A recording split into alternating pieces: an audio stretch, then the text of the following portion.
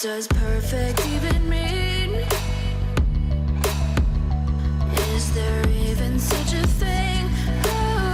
Ooh, can we switch up all the rules and imagine a utopia? Darling, I'm just so fed up with these expectations. They keep weighing me down. My heart is begging me to get the hell out of my head. I'm gonna live inside the upside down for a minute and pretend, honey, I'm a perfect 10. Whoa, whoa, honey, I'm a perfect 10. Whoa, whoa, and if I say it enough, it gets ingrained in my head, and I start to see, honey, I'm a perfect 10. Honey, I'm a perfect 10. Whoa, honey, I'm a perfect 10.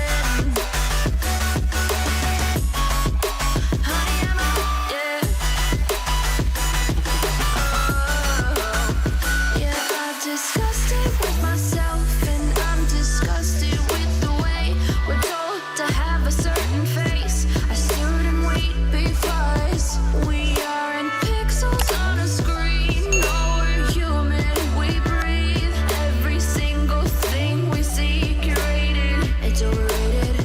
These expectations, they keep weighing me down.